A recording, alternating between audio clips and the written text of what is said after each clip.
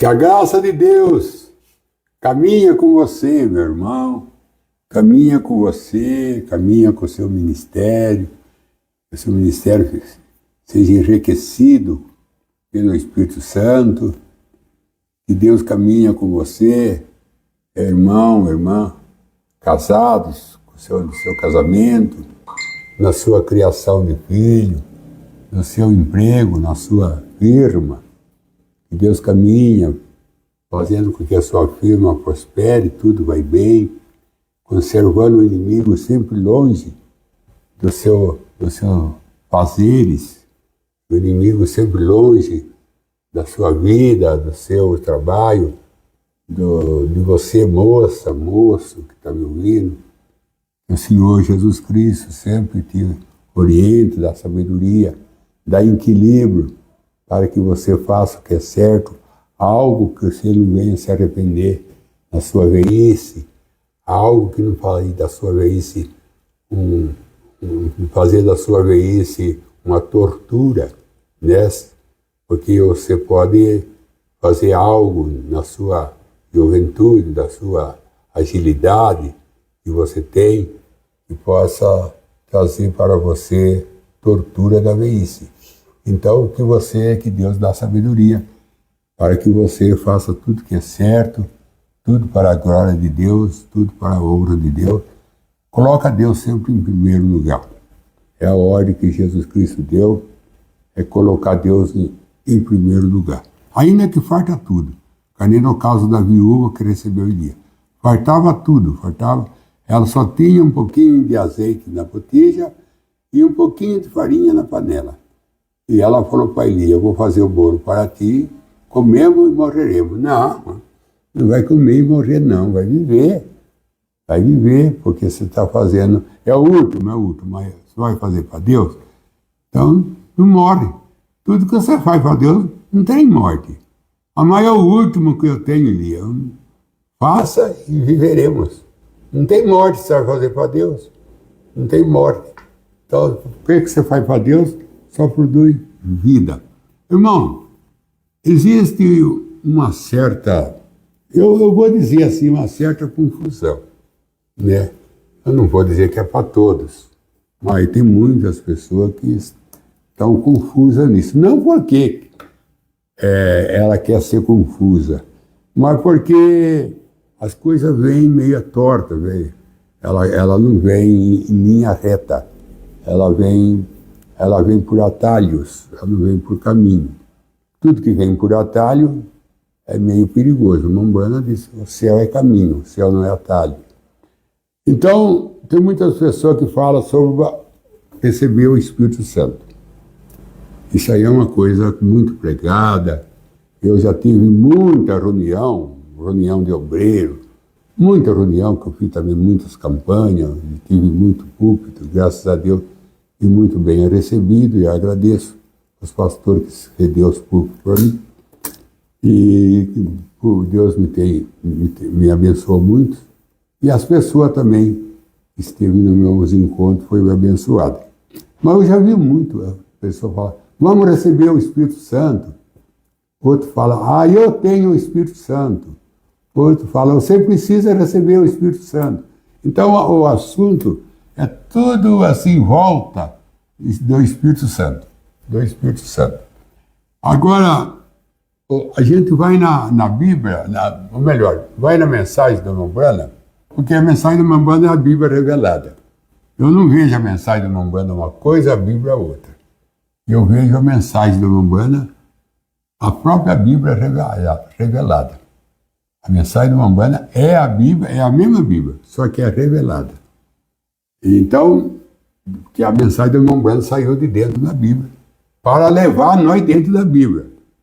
A mensagem da Mombana saiu de dentro da Bíblia, pegou nós para levar nós dentro da Bíblia, e Deus fechar a Bíblia e levar a Bíblia embora, e levar nós dentro da Bíblia, como levou Noé dentro da arca. A história é essa. Deus quer levar nós para o céu, mas levar nós dentro dele. E para levar nós dentro dele, abriu os 7 selos, a Bíblia foi aberta, o irmão Bueno veio buscar nós, com a sua mensagem, para colocar nós dentro da Bíblia, fechar a Bíblia, Porque o irmão Branham disse, além da cortina do tempo, eu creio que é essa a mensagem. Ele fala assim, a Bíblia já está sendo fechada. A Bíblia já está sendo fechada, mas com nós dentro. E ela é fechada e Deus leva nós no céu, com nós dentro da Bíblia. Cadê? Deus levou Noé para o outro lado da terra, dentro da arca. É claro, o exemplo mostra isso aí. O exemplo da arca mostra isso. E Jesus disse, como foi no dia de Noé, será na vinda do Filho do Homem. Bom, nós estamos falando do Espírito Santo. O irmão Branham disse na mensagem, invento moderno pela profecia, invento moderno pela profecia. Parece que tem duas dessa mensagem. Mas uma dessa mensagem, invento moderno pela profecia, no parágrafo 100. Parágrafo 100. O irmão Branham disse assim, eu vou dizer que tem gente, tem coisa que muita gente cheia do Espírito Santo não entende. Cheia do Espírito Santo não entende. Depois disso, eu vou falar uma coisa que vocês vão ficar meio assim, em outras palavras, ficar meio atordoado. Eu vou dizer que tem pessoa que tem cheia do Espírito Santo, batizada com o Espírito Santo, no Espírito, está perdida. Batizada com o Espírito Santo, do Espírito está perdida. Ele fala duas coisas ali. Nesse mesmo versículo 100, é invento esclarecido pela profecia. Versículo 100, parágrafo 100. Ele fala assim, primeiro ele fala, gente cheia do Espírito Santo não vai entender isso. Depois ele fala assim, batizada com o Espírito Santo e perdida. Aí ele explica assim, por quê? Porque é batizado com o Espírito Santo na carne, é batizada com o Espírito Santo no Espírito, mas não é batizada com o Espírito Santo na alma. Aí na mensagem sede, o irmão Branham disse, a alma é a torre de controle. A alma é a torre de controle. E se você não tem o Espírito Santo na alma, então você não tem o Espírito Santo na torre. E se tiver uma torre e não tem ninguém na torre, não vê o inimigo vindo. A torre, quem está na torre, é que observa as lonjuras e avisa o que vai acontecer. Aí, como o Branham prega a mensagem do sentinela, né? Sentinela, o que tu viste à noite? Ele prega essa mensagem. Sentinela, o que tu viste à noite? Quem que é o sentinela que está na torre? O Espírito Santo. E tem gente que não tem o Espírito Santo o batismo do Espírito Santo na alma. Se ele não tem na alma, ele vive uma vida desequilibrada. Ele vive uma vida de direita e de esquerda, de ir para lá e vir para cá. Ele não tem firmeza. Quem não tem o Espírito Santo na alma não vê as distâncias. Olha bem, irmão, na mensagem arca, o irmão Branham disse assim, tem três coisas, ele fala. Tem a primeira dimensão, é o humanismo, a segunda dimensão é revelação, a terceira dimensão é visão. Ele fala dessas três dimensões. A terceira dimensão é a dimensão da alma, que é a dimensão da visão, que vê longe. É a dimensão da luz. Aí ele fala, na mensagem, outra mensagem, como o Branham prega no momento, não está vindo, a fase presente do meu ministério, que ele fala das dimensões. Ele fala, a primeira dimensão é o humanismo, a segunda dimensão é o tempo, ali já não fala que é revelação, é o tempo. E o tempo e revelação é a mesma coisa. E a terceira dimensão, o irmão Branham já mostra a terceira dimensão como a dimensão da luz. Da luz. Aí eu vi um pregador denominacionais pregando, falando assim que ele conheceu só um homem, só um pregador, que ele pregava na terceira dimensão, e ele ia para lá e ia para cá na terceira dimensão. E ele falando para a igreja, denominacional, falando, igreja, você nunca conheceu o William Marion Branham? Você devia conhecer, ele está em todas as faces, ele está. O William Marion Branham. E esse homem pregava na terceira dimensão. Terceira dimensão é a dimensão da luz, é a dimensão que está a alma. Aí você vai na Bíblia Sagrada, 1 Tessalonicenses, no capítulo 5 e no verso 23, o irmão Branham diz, que seja encontrado irrepreensíveis teu corpo, teu espírito e tua alma para a vinda do Senhor. O apóstolo Paulo diz que os três têm que ser encontrados irrepreensíveis para o dia do Senhor. Então tem denominação que prega, Deus só quer o coração. Como que está longe de Paulo? Como que ele está longe da Bíblia?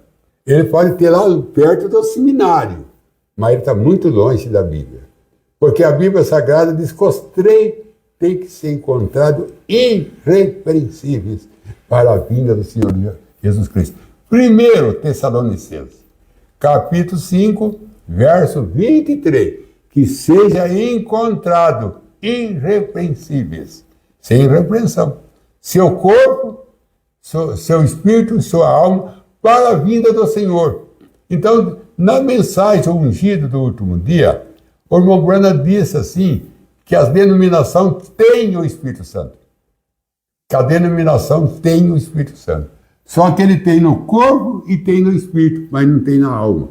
Porque se ele tivesse o Espírito Santo na alma, eles tinham controle, ele tinha equilíbrio, eles tinham visão. Ele ia ver batismo em nome de Jesus Cristo. O batismo em nome de Jesus Cristo está na terceira dimensão. Ele ia ver ceia com lava-pé, ele ia ver que a ceia tem que ser pão asmo, ele ia ver que a ceia tem que ser vinho puro, não suco de uva, mas nem também vinho comprado por aí, vinho chapinha, né, irmão? Aí também já sair do suco para ir para o chapinha, também não vai mudar muito, não. Vinho puro, como a Umbanda fala, é que o próprio o vinho feito por mão santa. Na mensagem, chave para a porta. Parágrafo 147. O irmão Umbanda disse, essa uva cresceu e mão de ministro amassaram para que transformar em vinho. E tem outra mensagem do irmão Branham, que é no momento agora, eu não sei o nome dessa mensagem, como o irmão Branham fala, eu estive na casa de uma família que faz o vinho para a Santa Ceia, que deve ser a irmã Raquiel, aquela irmã do esquilo, aquela uma que recebeu a salvação dos 2 filhos, a irmã Raquiel, coisa assim. Irmã Ratier, fazia o vinho para a Santa Ceia. O irmão Branham estive na casa da família que faz o vinho para a Santa Ceia. O irmão Branham fala isso. Não sei se é a igreja e as suas condições, deve ser nessa mensagem. Então, irmão, a terceira dimensão mostra como Eva caiu. A terceira dimensão mostra os 7 selos. Na terceira dimensão mostra a zero. Tem que ir para a terceira dimensão. Então esse pregador estava falando assim, eu só conheci um pregador que ele pregava, trabalhava na terceira dimensão, chama William Marion Branham. E eu gostaria, ele falava assim, que toda a igreja, e eu creio, ele falou, que um dia a igreja do Senhor Jesus Cristo entrará na terceira dimensão. E quando ela entrar na terceira dimensão, ela entra na luz. Então tudo ela vai ver. Aí o irmão vai para São João, lá na cartinha de São João. São João disse assim, aquele que está na luz, como ele está, terá comunhão um com o outro. E o sangue de Jesus Cristo apaga todos os pecados. Aí que está o problema.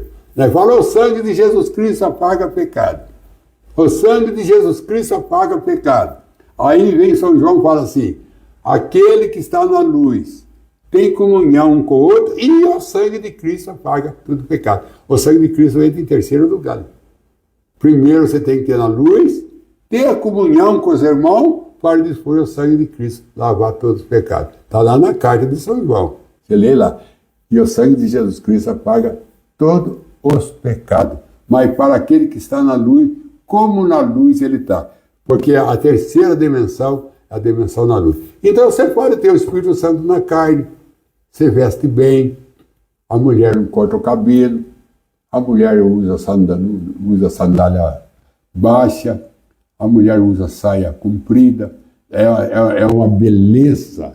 É uma riqueza de ver uma mulher com seu cabelo sem cortar, com sua roupa decente, com seu sapato decente, sem maquilagem, como Deus a fez, porque se precisar de maquilagem, Deus tinha feito. Como Deus a fez, porque Deus faz tudo por imperfeição, não faltou nada. Então a pessoa acrescenta. Ele não pode tirar e nem acrescentar. Apocalipse 22. Nada pode tirar, acrescentar o que Deus fez. Não é só a palavra de Deus, não. É o que Deus fez, não pode tirar nem acrescentar. Agora, é bonito, não é?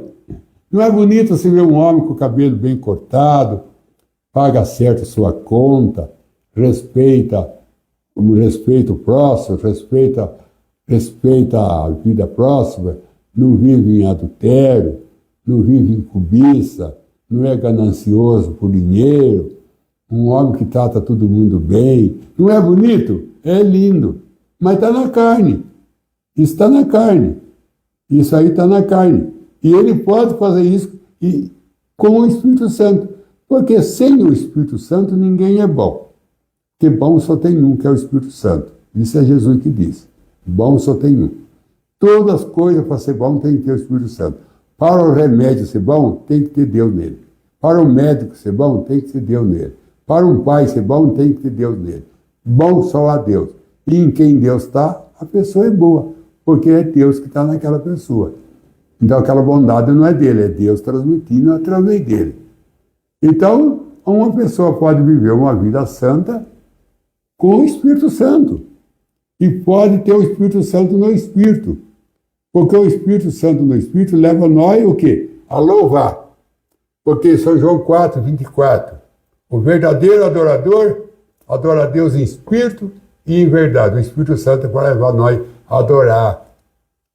O Espírito Santo é para levar nós a dar glória a Deus, a louvar a Deus, levar nós a ser um adorador, levar nós na igreja.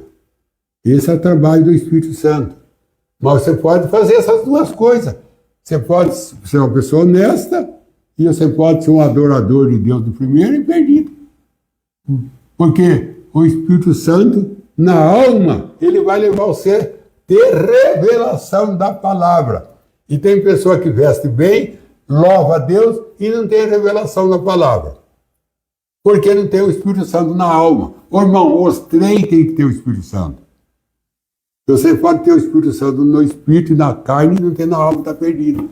Pode ter que dois setores seu está pronto, mas o terceiro não está. O terceiro andar seu está vazio. A torre está vazio. E se a torre está vazio, não tem vigia. Não tem quem vigia a sua vida. Porque quem vigia é o Espírito Santo. Porque a alma é a torre de controle. Aí vive uma vida sem controle. Come sem controle. Compra sem controle. Viaja sem controle. Viaja sem controle. Faz festa sem controle. Discute, briga sem controle.